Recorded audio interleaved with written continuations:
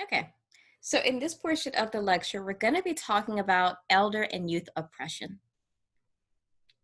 So going back to the Hayes model, we have age. That's what we're going to be focusing on in this part of the lecture. And part of the privileged group are those who are over 18. Now, I want you to think about this a little bit more and think about the title of today's lecture. We're going to be talking about youth oppression. So this model addresses that portion of that group in particular. And we're going to be talking about elder oppression. So this is where it gets a little bit odd.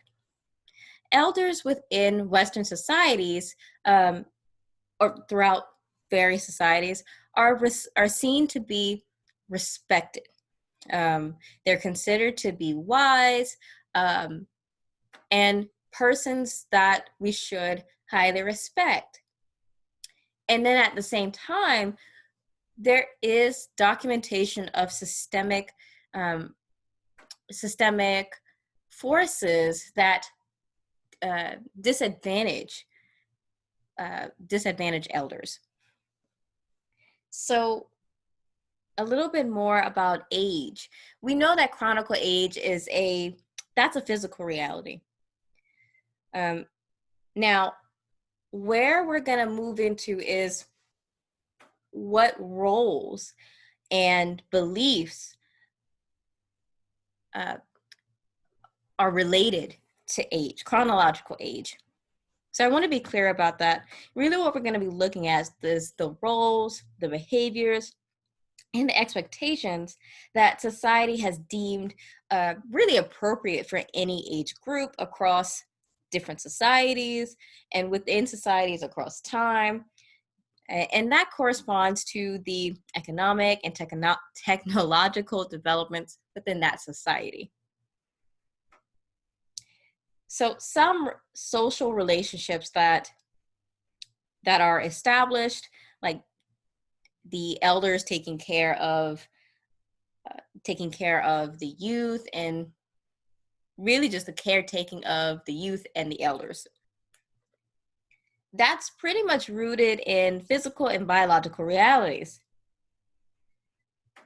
Now, when it comes to decisions about power, about voice, and decision making that is connected to young people and elders, that's determined by societal expectations and structures instead of these biological differences. And a lot of the isms that are related to these decision-making processes about youth and elders are rooted in beliefs about what should be appropriate for these groups.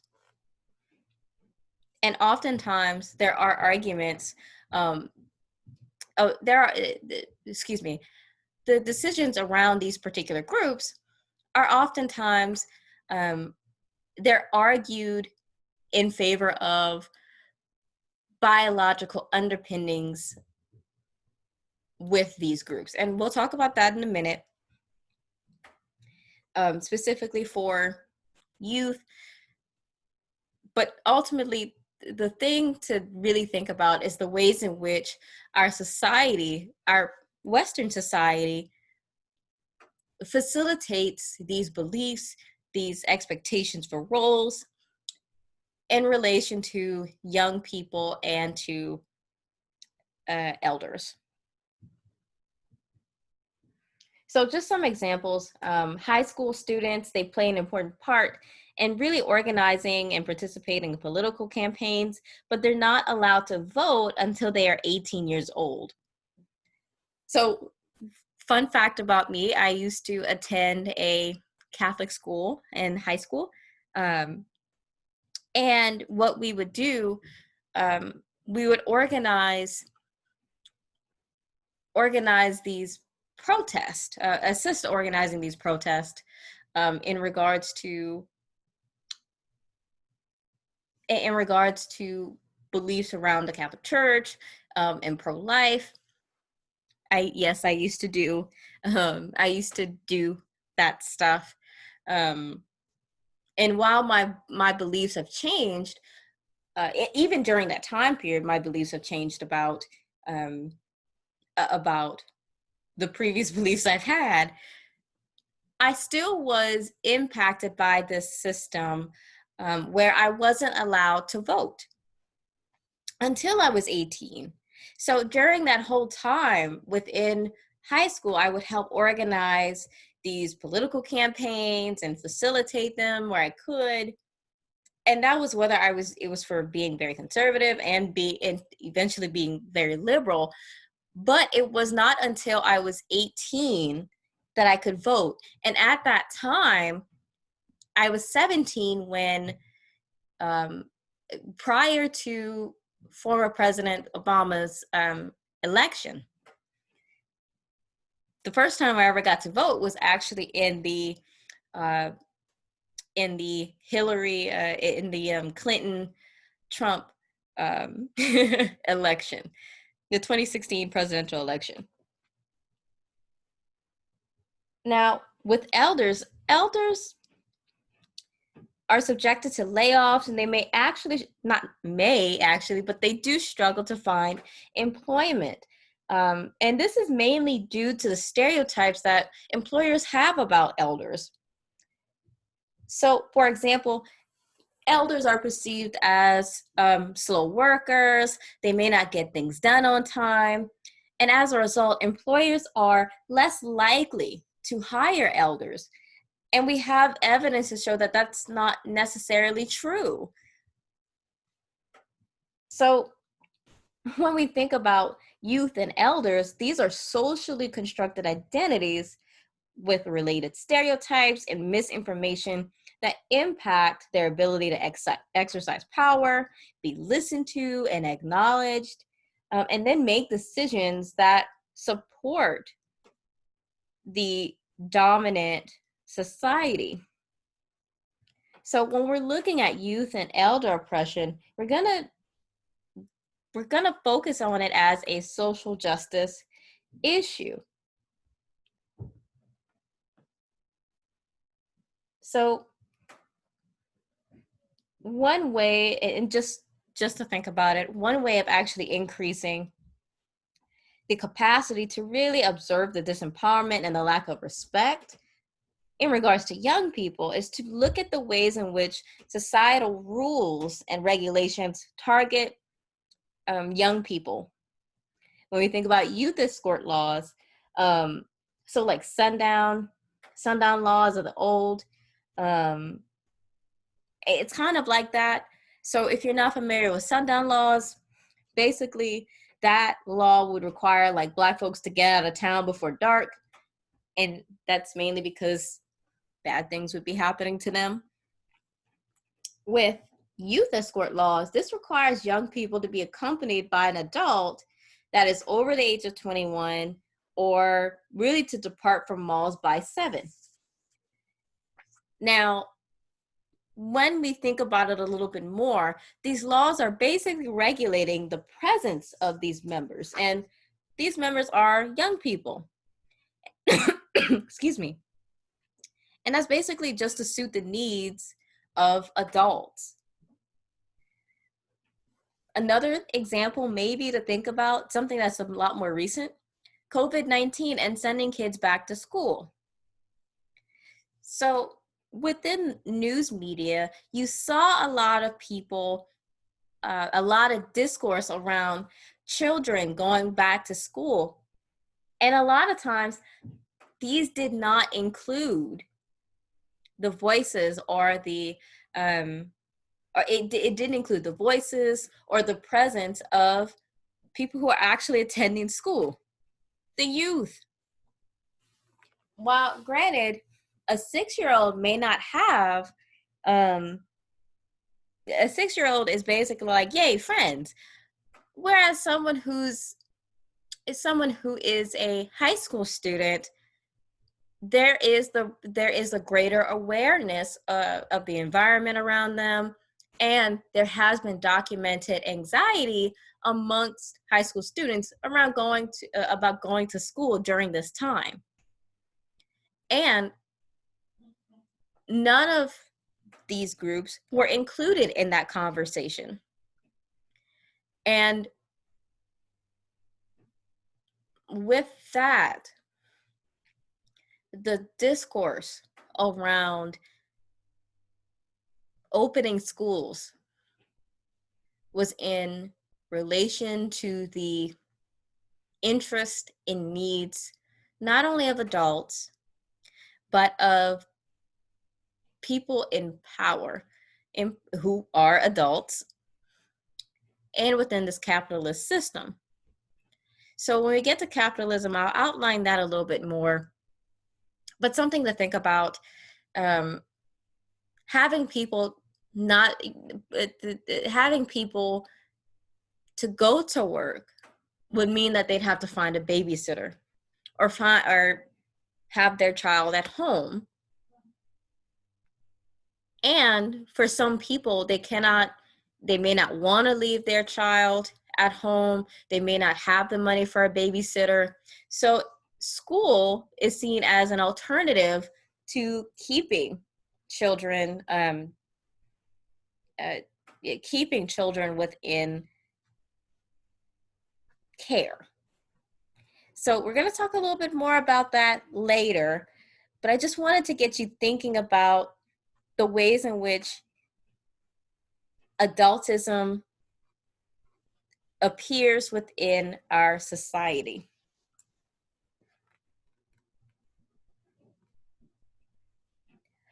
Now, when it comes to elders, there are more societal prohibitions about getting older. When we think about like advertisements and news lines, these are displayed a lot.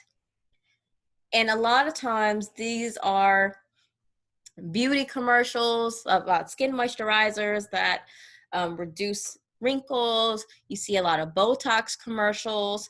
For men, and I was referencing that mainly to women, and it can be also referenced to men. And for elder men, what you see erectile dysfunction medications, you see testosterone boosters to play on to facilitate the narratives of being masculine throughout the lifespan. So taken together, that was quite a lot. And we're gonna move forward and talk about youth and elder oppression in more detail. So adultism. Mainly, this is the systematic subordination of younger people as a targeted group. And like I mentioned before, there isn't a lot of opportunities for this particular group to exercise political, societal, and economic power within the United States.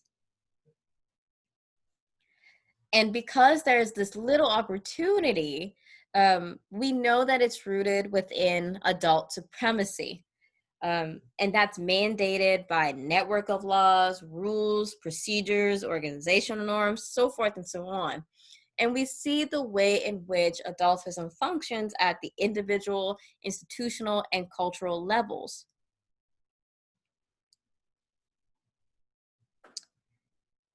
So basically within this particular system of oppression, people who are adults are privileged within the system of adultism. And if you see on page 553, the book references that young people are more controlled than any other group in society. And we also want to take into account intersectionality. So when we think about youth of color, there's even more constraints.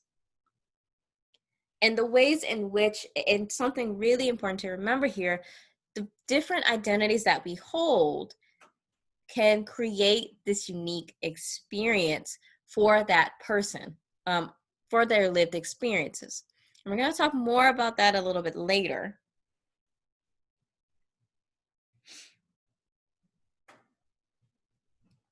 So really at the heart of it, Adults have this enormous importance in the lives of almost every young person, and it makes it difficult to understand um, for a lot of people what adultism is, because not everything that the adult does is adultist.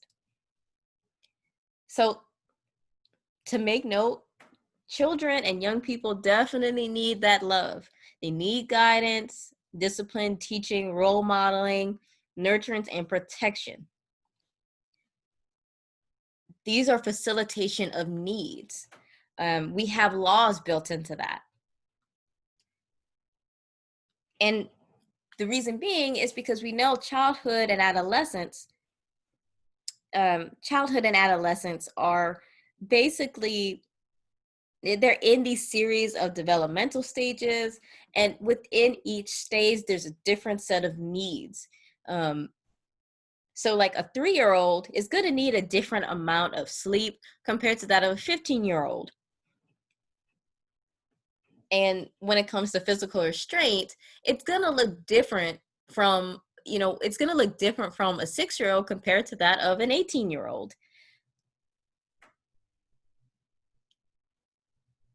And we know that there are different cultural, ethnic, gender, religious, so forth and so on, these different approaches to developmental stages that really complicate the identification with adultism. So what is considered weak in one gender may be considered strong in another. Belching may be considered a excuse me. It might be considered as a form of appreciation in one culture, whereas another one is considered rude. In one culture, childhood sex may be it may be condoned in one culture and condemned in another. So the point is, the act, not one act or policy or custom or belief, is in and of itself, it's not necessarily adultist. What could be adultist is when it's consistent. There's a consistent pattern of disrespect and mistreatment that has a lot of effects on young people. And these include undermining of self-confidence, increasing sense of worthlessness, depressive symptoms, destructive acting out, a growing negative self-concept, feeling unloved or unwanted. These are just examples of the different effects of consistent disrespect towards young people. So there are definitely conditions that don't entirely stem from adultism. And we know that different types of system may also contribute to that. But systemic disrespect and mistreatment over years, simply because of being young, are major sources of trouble. And we do have, evidence that, excuse me, I didn't hit the button, sorry. We do have evidence that adultism exists. Now, here's something to note that your book talked about. While we have a lot of research on youth, we don't have a lot of it on youth oppression.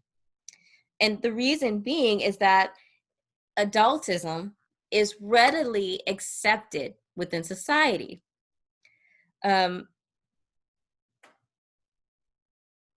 It's readily accepted, and within research, psychological research, it's relatively new. And the way that I'm saying that is, adultism has always been a thing. And with research, recent research on adultism is relatively new. So I want to be clear about that. There's very little research that concludes that young people are an oppressed group within society. And there's often parallels with other groups. So if we want to take it back to the 5 phases of oppression, you'll see a lot of similarities with these five faces of adultism, and with racism, and with sexism, and with ableism, so forth and so on. And we're going to talk about that in a couple minutes. But just to provide you with some information, research on adultism, relatively new. So now we're going to cover some evidence of adultism. So we're going to talk about some common statements, or what we call microaggressions. You're so smart for 15. So remember when we talked about these different types of microaggressions, such as micro assaults, micro insults, and micro invalidations? This is more of the micro insult, given that it begins with a compliment, ends with a negative, and it communicates to the target that they are exceptional from people of that age, and that people of that age are not that smart. Now, according to neuroscience and psychological research, one of the slow, I don't want to say slowest developments, the frontal lobe is the part of the brain that is going to develop last. And the frontal lobe basically entails judgment, some mood, and a lot of times that argument is used to justify the immaturity of 15-year-olds or younger people. Now, does that mean just because someone has a brain that is not fully developed that their reality should be constructed within the interests of adults? No. And this is what this microaggression is doing. This microaggression is taking the assumption that is based, that emerges from adults, and it puts it on that target. And if we recall with microaggressions, they actually facilitate psychological distress. Don't touch that. You'll break it. So going on this assumption is that that person is going to break it. Let's see. It's just a stage. You'll outgrow it. So I'm curious for folks, have you heard of these statements within your life? And I'm curious of what you make of these statements. Now, some common occurrences of adultism, we're going to talk about that right now. So the obvious form of oppression, physical and sexual abuse. So what we have reported, child abuse has reached, or did reach, 2.7 million in 1993. Overall, we have extent reports about the disrespect towards young people. And when it comes to other punishments and threats, you have non-physical punishments. So being routinely criticized, being yelled at, invalidated, intimidated, or even made to feel guilty. And all of these with the purpose of undermining the child's self-respect.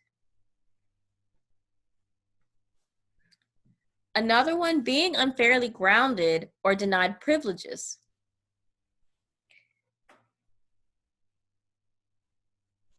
Denied control. Very often young people are denied this control, and they often influence over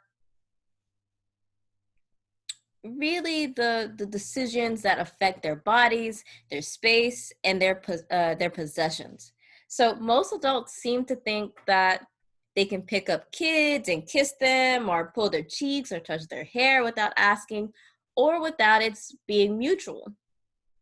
So, for example, you might be told, go give go give Aunt Faye a kiss, or oh, let Aunt Faye give you a hug.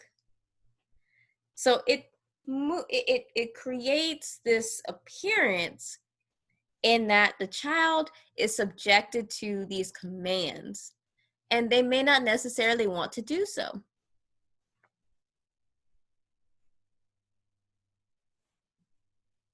So when it comes to being denied control, this is mainly just in reference to the fact that kids aren't asked for what they want to do. Verbal interactions. So, with verbal interactions, most young people know that um, in a disagreement with an adult, their word is not going to be taken over the adults. A lot of times, adults talk down to kids as if they couldn't understand them. Adults often talk about a young person with a young person present as if he or she was not there. I've had these experiences where my mom, she might be saying something about me, and I'm literally right there, awkward as hell. And like, there were times when I was like, Mom, like, I'm right here. Couldn't you just, that's not appropriate. Um, and this is something that's very common. There's memes made off of these.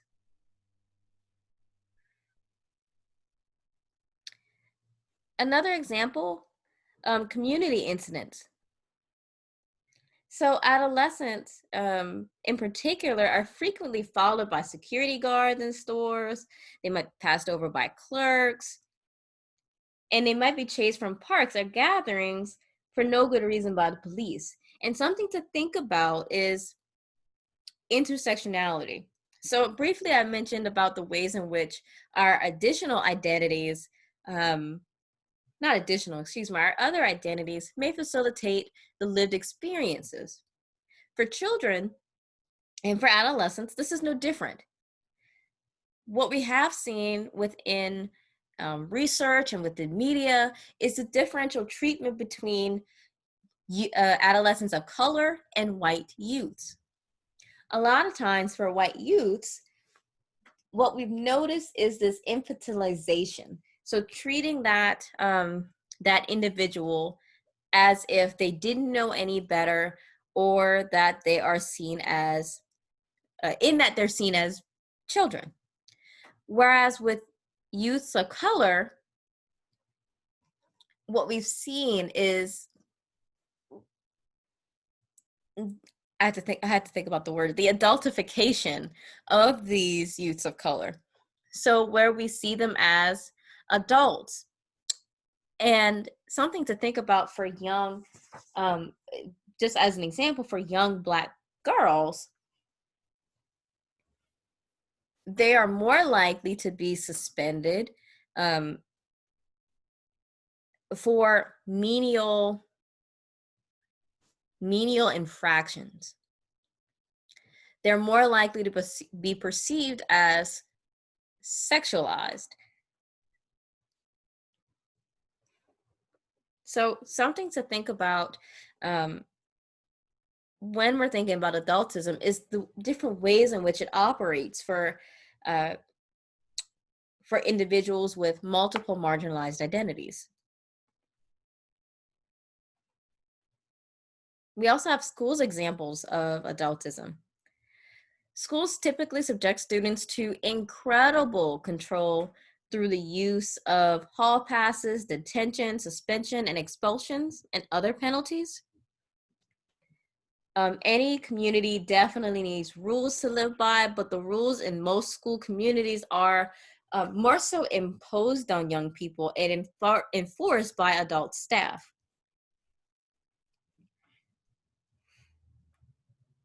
yelling at students, but students are disciplined if they yell back, unfair punishment, forced acceptance of grades. And this can often lead to possible internalization where a student might perceive themselves as smart or just average or dumb. And each of these have profound impacts on many aspects of their lives. And often students really don't get to officially grade the teacher. If a student receives an F, it's perceived that they earned that F. It's assumed that student has failed and not the teacher. No inclusion for decisions. This is a really big one. Um, when there are decisions made about what organizations might be needed on campus, this might be facilitated a lot by adults and on the preferences of adults. So within my high school, there was the Beta Club, there was 4-H, there was campus ministry, and there was somewhat of SGA, but there wasn't a lot of organizations that were based in students, or not based in students, but based in the interests of students by students. This was all determined for us. Increasing police presence. Within these school communities, some people liken it to being in prison. Now, I want to share a story with you about a young girl in one of these school communities and a rather violent interaction between her and this police, this not police officer, but the school resource officer. All right. So I had to get my thoughts together for this one. So if you heard the long pause, my bad. So this was a story about a while back in September 2015, where a school resource officer physically assaulted a young Black student. Her name was Shakara, and she failed to put away her cell phone at her desk during math class. And while she was quiet, when they were talking to her, they were to some extent demanding her to do as they said, she held her phone tight in her hand. And her teacher, it was a male teacher, the school resource officer, Benfield, he arrived and he began to demand Shakara to put away the phone, to do as she said, but she didn't ignore him, but she didn't respond either. She was just quiet. She looked straight ahead, and she was basically exercising her right to remain silent. And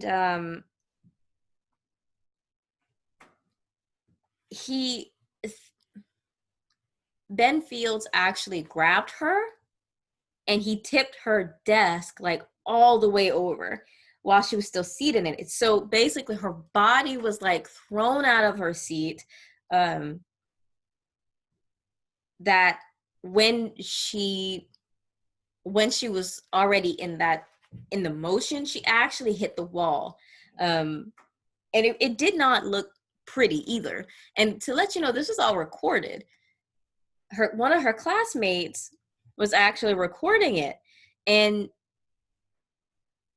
that's something really to think about. The way in which Shakara was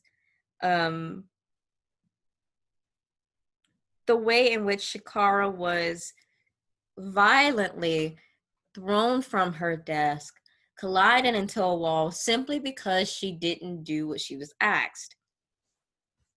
Now, in response to that, people were saying that she should have given the phone. Why didn't she, why didn't she just, um, why didn't she just do as she was told? Why did she resist? If she hadn't resisted, then that would never have happened. So notice the dialogue about Shakara. Now there was some critique of that school resource officer, but most of it lied on Shakara. People were saying the officer would have never done that if she had did X, Y, and Z. So overall, when we think about the way in which we have this police presence within schools, this can facilitate intense encounters between students in their environment. So taken together, this is just one of a very blatant example of adultism it's adultism intersecting with racism and sexism. The argument was that because she was a Black girl, she was treated in that manner. There was also another example where there was a pool party, and this was about a couple years ago, where an officer was kneeling on the back of a young Black girl. Now, from other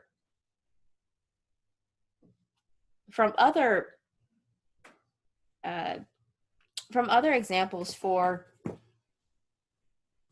use of color are not typically, but they're more likely to be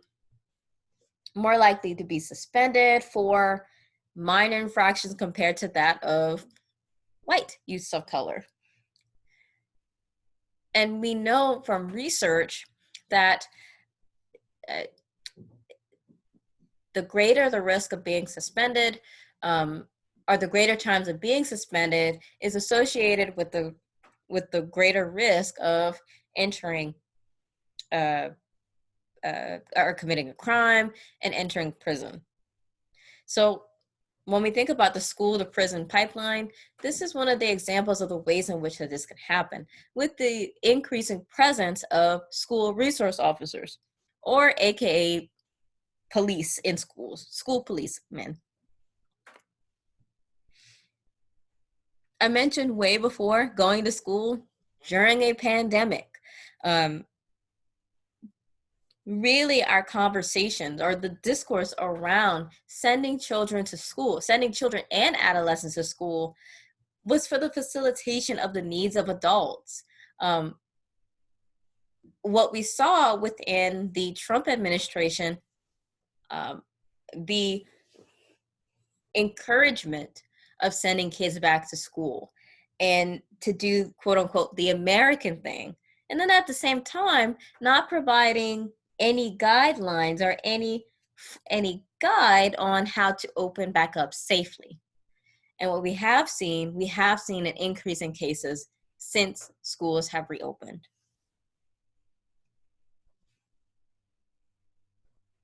So with societal adultism, this occurs within laws, development literature, and education. And we see the effect of cultural practices. And we're going to talk about that in a minute. First, we're going to talk about laws. And we know that younger persons, they don't have the same rights as adults.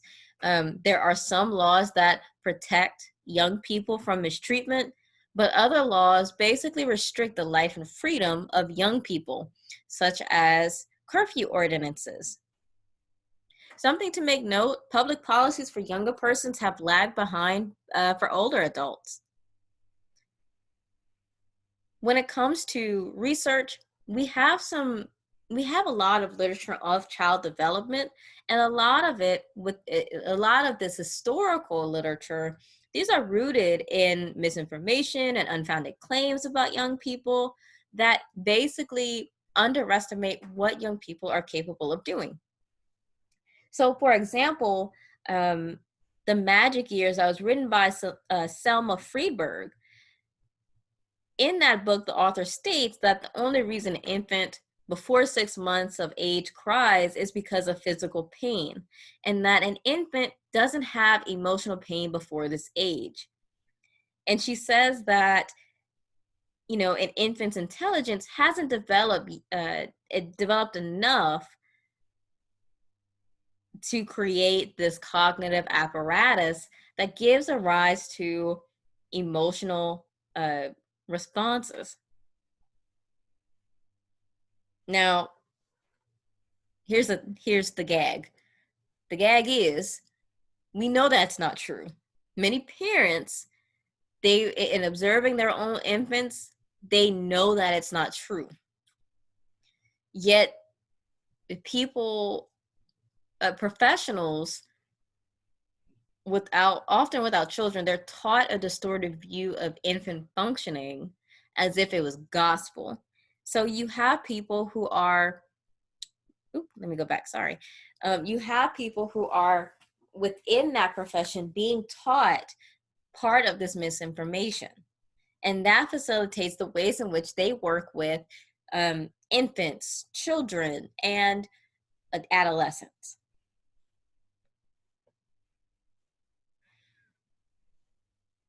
So when we think about the ways in which we treat youth, if you are, from my understanding, folks are over 18, let's think about the ways in which we can challenge and even question ourselves, and by looking into the mirror when it comes to adultism. Would I treat an adult this way? Would I talk to an adult in this tone of voice? Would I grab this out of an adult's hand? Would I make this decision for an adult? Would I limit an adult's behavior this way? So, taken together, when we think about adultism, these are some questions you can ask yourself in reflecting on what may be adultist behavior. Sometimes the answer might be no, and for a good reason. And this depends on the circumstance, right? I might, like a 6-year-old, hold my hand when we're crossing the street. But I wouldn't do that to, my daughter. She was like 18 years old. But many times there's not a lot of justifiable reasons for treating a younger person different, with the exception of habit and attitude. If your no sounds a little like hollow, like you're not really thinking about it, you might want to think about re-examining your reasons for doing it.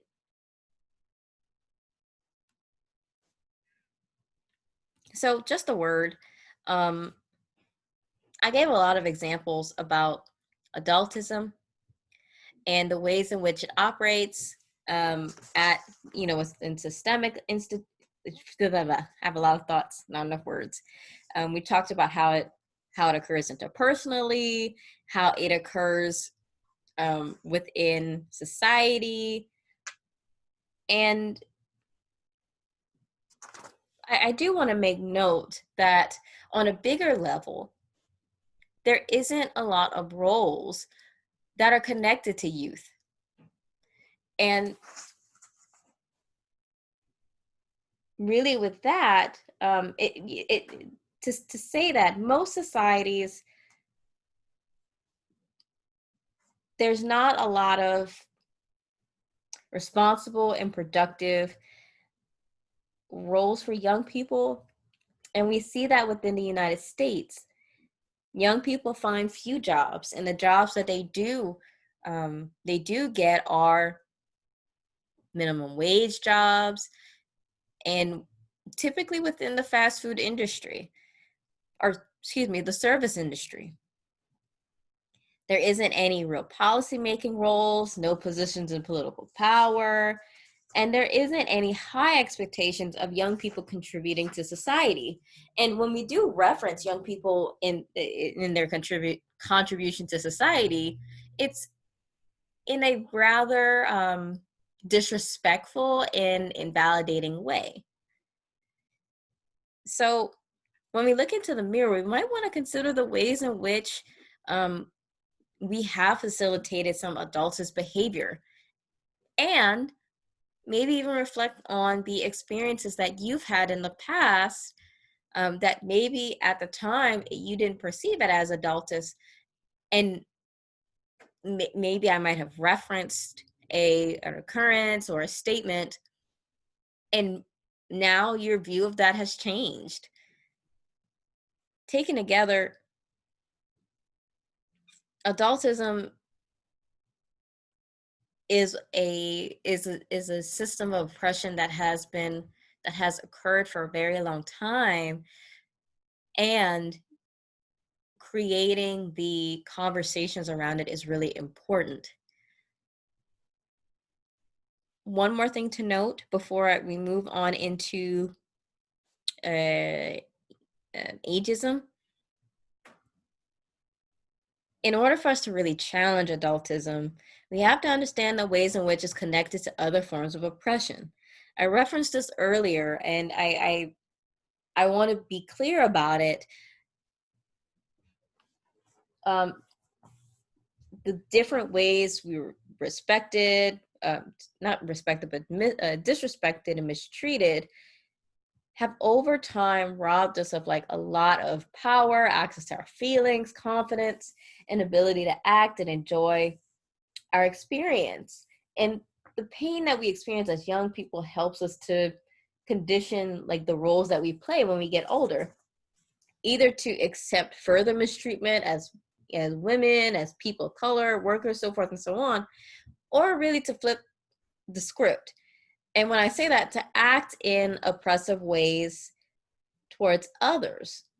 So it's either to accept it or to do unto others as what was done unto us. So picture this: a sixth grader is being humiliated by the teacher in front of his class for not doing his math homework, or really doing a math problem incorrectly.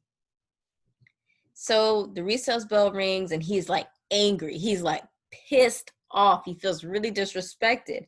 He goes outside and he picks on someone to get his feelings out. Who does he pick on? Someone that is smaller, often younger. And so it goes. The sixth grader picks on the fifth grader. The fifth grader picks on the third grader. The third grader hits the first grader. The first grader goes home and picks on his little sister. The little sister turns and kicks the cat. So what you notice is that this is passed on. This mistreatment is passed on. And it's being passed down the line of physical power, bigger to smaller, and often older to younger. And the significance of these early experiences, they become a lot more clear when it's generalized to other forms of abuse. When we think about men, for example, men who were routinely beaten as boys, and what we've seen amongst that particular population is that they engage in physical abuse of women or of their partners. Similarly, white people disrespected as kids, they might turn that same attitude, embellished with misinformation, on people of color. This is actually one of the pervasive and lasting effects of adultism on young people. So the abused becomes the abusers. And overall, adultism Racism, sexism, and other isms, they reinforce each other. And these are typically inseparable to the identities that we hold. And we're going to see something very similar when we get to elder oppression. So when we talk about ageism, this was introduced by Robert Butler, and this is systematic oppression that targets older adults and privileges younger adults. So before we move forward, what are some common things that you've heard or maybe even said about older adults?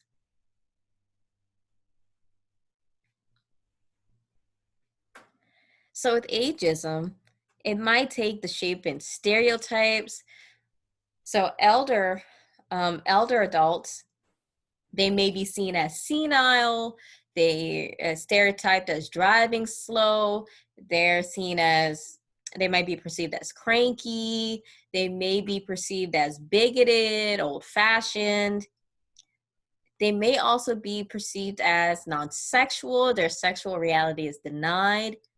These are just some stereotypes. Myths.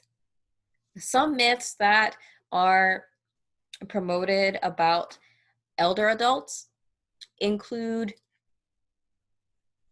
that they don't have fun, they don't have sex. These are myths. Just because you get older doesn't mean you stop having sex. And what we also have seen is the ways in which medical professionals facilitate that form of oppression in relation to sexuality of older adults. They may say, "Oh man, you don't need that. What are you doing that for?" And that's kind of, first off, that's embarrassing that someone denies your sexuality and yourself as a sexual being. The point is, just because you're like 70 doesn't mean you can stop kicking. Attitudes. So, for example, we might be irritated by an elder that is driving really slow. And it's like, well, get out the way. You might honk your horn. We don't, I say we, but elder adults, the attitudes towards them are, while it should be that of respect, excuse me, not should, it's perceived to be respect. And we discuss around being respectful towards elders. It's paradoxical because there are certain feelings and attitudes towards elders, and these are typically negative. Discrimination. This can occur within the workforce. With the stereotypes of elders as being slow, employers are less likely to hire older adults. Subjugation to abuse, and this is physical, sexual, social, and financial. When we talk about nursing homes, we're going to get into the statistics around the caretaking of elder adults. So what I have up here is to highlight specific areas that aren't talked about too much. When it comes to the capacity for work and sexual intimacy, there's a lot of negative discourse where we perceive elder adults to be incapable of working and working successfully. We also perceive elder adults incapable of fulfilling their sexual needs and engaging in sexual intimacy. And so I believe I have the notes on Moodle, and here are the links for the discussions around sexual intimacy amongst older adults. So I highly encourage you to check those out, see for yourself, challenge your biases, and explore what that was like for you. Within healthcare settings, we do see an aesthetic revulsion where and discomfort of the doctor. So these two go hand in hand, where you have doctors refuse to touch an older patient. They might actually wince when there's discussion around disorders, physical disorders that might be related to aging. I say doctors, but medical physicians may shy away from those. We've also seen this within psychologists as well. So what we have noticed is that while there might be some individual bias, there is the role of systemic forces, and this typically occurs within medical school. So people who enter medical school are relatively young, and they learn about the different disorders, and they move into this place where they explore ineffectively, I make the argument, about existential crises and about growing older and dying. And there's not a lot of conversation, sensitive conversation on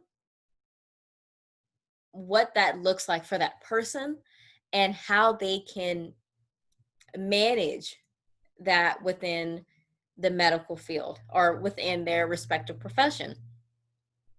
So there's not a lot of productive and conducive, I make the argument, there's not a lot of conducive conversations around aging within medical schools.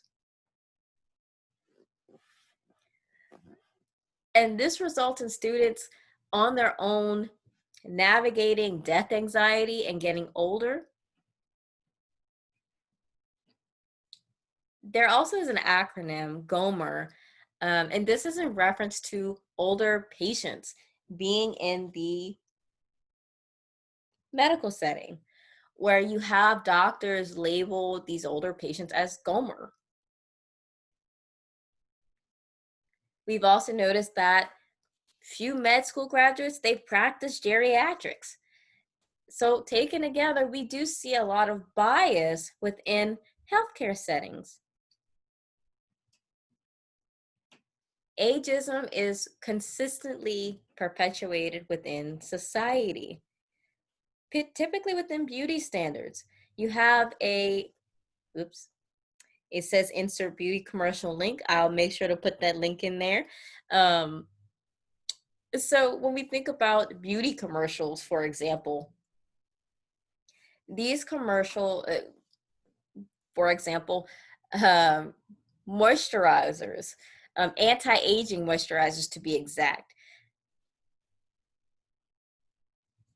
With these moisturizers, the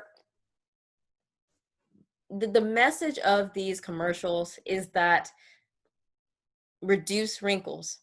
When you reduce wrinkles, you're reducing the appearance. You're reducing the appearance of you being old. And that's not something that's valued. And when you go deeper about it, a lot of ageism is in reference to someone's existential stuff. And I say that as nicely as I possibly can, because really what it boils down to is the fact that humans do not like the idea of getting older. And I know I'm being very general and being very broad, but on average, humans have their own stuff when it comes to getting older. And when you're getting older, you're closer to death. And people do not like death. And there have been constant references to older adults in that they remind people of death. So just something just to think about for that minute. And that's what these beauty commercials play on. They play on people's insecurities and people's anxieties about their own aging.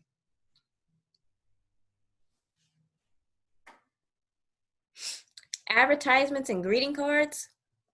So there are some greeting cards that reference older adults and not in a positive way. It's meant to be more it not meant to be, but it appears to be microaggressive, such as the depiction as forgetful, dependent, childlike, and even sexless. Within film, so I want to present some facts to y'all about ageism in film and in media. So within primetime TV, less than 2% of these characters are 65 or older. And something to make note, older adults make up 12% of the general population. 11% of male characters are between 50 and 64, compared to that of older, are characterized as older compared to women, which is 22%. Only 1/3 of older characters are women. Now, something to make note, there is increasing character development of older characters. One show that has always stuck with me, for example, is Golden Girls. The way that I understood it as a child, excuse me, not as a child, but as a teenager, and even to this day, it it is a it was a feminist show the that explored the experiences of older women.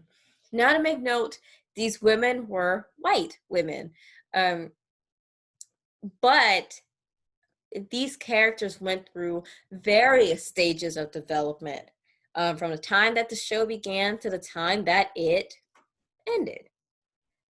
The point being, that show was on for a very long time, and and I say a very long time, I just seen the reruns. Um, um, but the point being is that there is increasing development of older characters. So before I move forward, I wanted to pose this question about what folks thought about growing old. What do you think about it? Until this lecture, have you thought about it?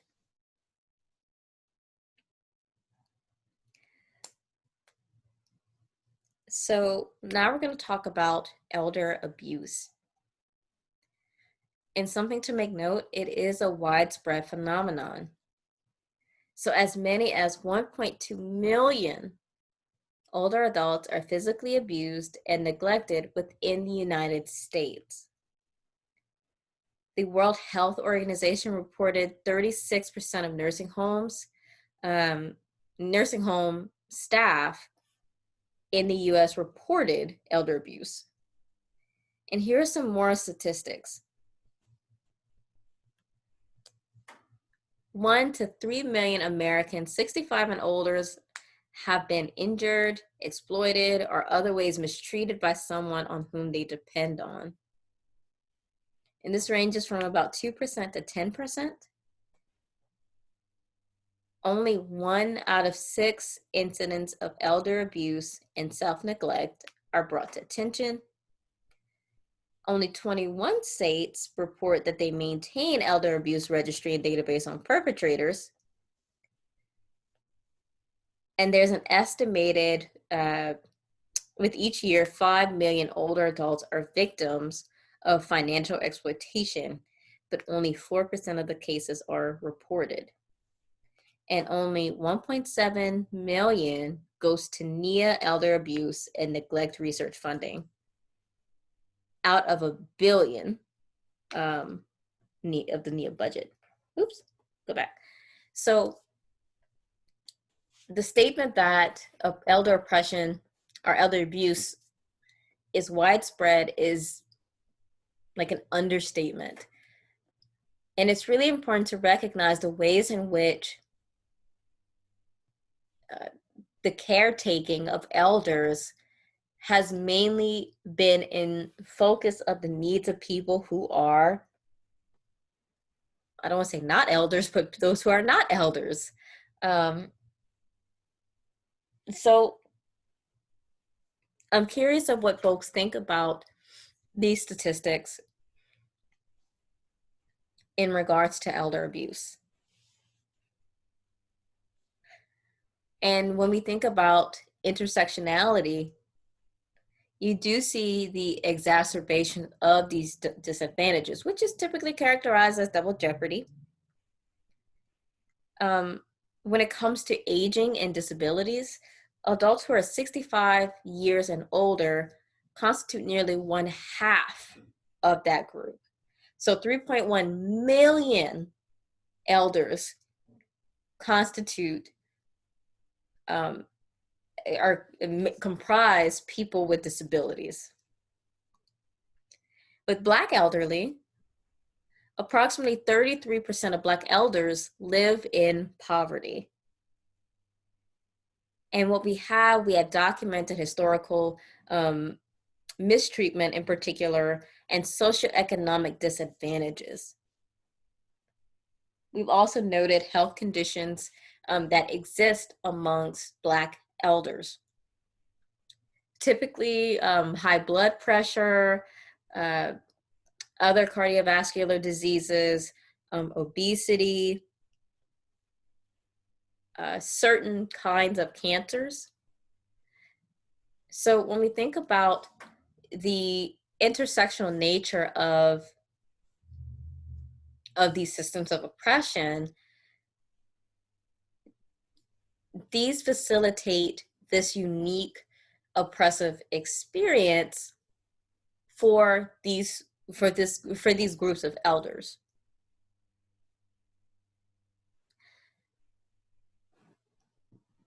So remember, with internalized oppression, this is where that marginalized group take those norms that are dominant and conform to them to survive within that society. When it comes to belief about decision making within adultism and ageism, you do see that there is some internalization around decision making. So young people are typically rewarded in practice of youth oppression. Older adults may reinforce negative stereotypes and beliefs about themselves. They may say, oh, I'm just forgetful. Oh, it's the old age, so forth and so on. Older adults may also feel a loss of value. Oops, sorry about that. And so they may feel as though that when they consider other people, they may feel as if they have nothing to give, no way to contribute to society. And while these are very, very brief, the book talks about different examples. And when it comes to internalized oppression amongst youth and elders, these facilitate the challenges towards eradicating adultism and ageism. So we've talked about the ways in which adultism and ageism operates. We've talked about what it does for those individuals in regards to internalized oppression. Now we're going to switch over into allyship and what that could look like into bringing awareness about these systems of oppression. So for adultism, there are tips and guidelines on how to better assist young people. The main one, go to their spaces and listen to what they have to say. Allow them to be the leader. Create and build one-on-one relationships. relationships are very important within dismantling oppression. These relationships allow people to be authentic and oftentimes vulnerable. Providing a safe space is really crucial in building these type of relationships. So in going to the spaces of young people, creating and building upon these relationships can facilitate awareness around adultism and allow for the hearing of these voices. Forming an advisory board for young people. Something to make note, with this advisory board, consult with the young people. Don't simply just assume, because if you're doing that and it's not centered around young people, or it doesn't include young people, then there's a concern that you might be engaging in adultist behavior. Help young people to rely on one another. So much like I talked about relationships, assisting in fostering these authentic relationships between young people is really important. When it comes to oppressions, it can often be isolating. And in connecting with another person, it allows them to see that they are not the only ones to experience this. It moves them to a place of doing their best or creating solutions to resolve it. Something really big here is to expect phone calls. For marginalized groups, especially that have young people who haven't had a lot of power, it's gonna raise some anxiety for this group. And it's important to really be patient, especially during these phone calls, because this is something that has never been, not that it's never been done, it's a skill that is being built. And if you haven't engaged in that skill, continuously doing it strengthens that skill. It's kind of like a muscle. So if you're trying to start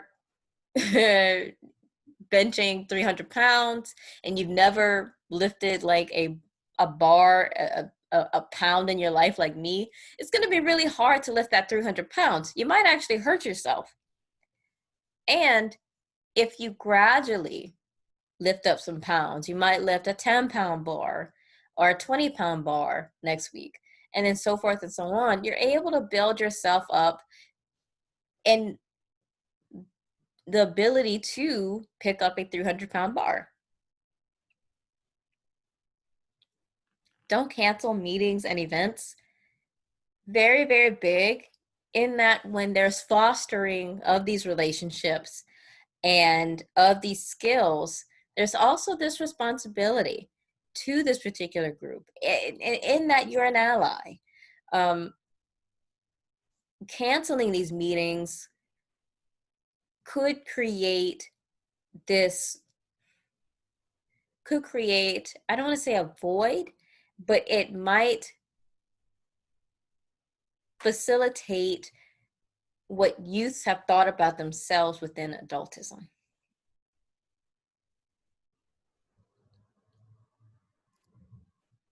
This might have been like just assumed, asking young people to talk first and about what they think.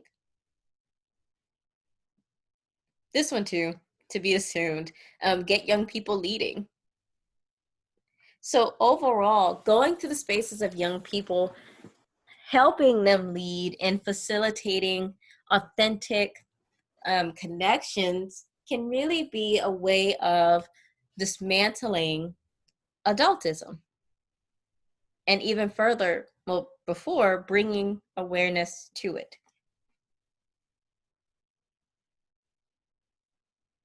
With ageism, very much similar.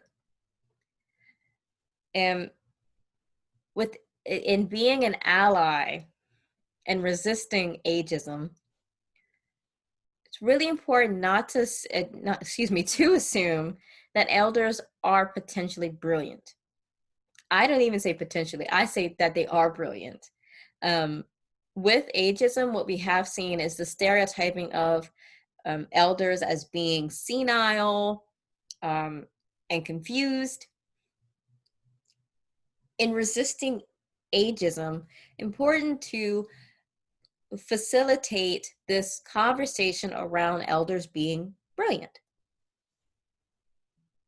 Also, assume productive futures. So I mentioned death anxiety, concerns about death amongst people. Instead, assume that elders are going to have productive futures.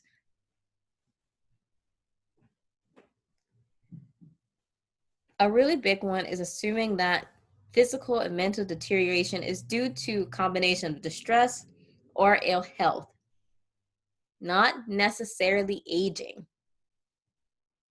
Oops. So when we think about, while there's a lot of ways in which we can resist ageism and adultism, really important that there is the fostering of connections with these marginalized groups.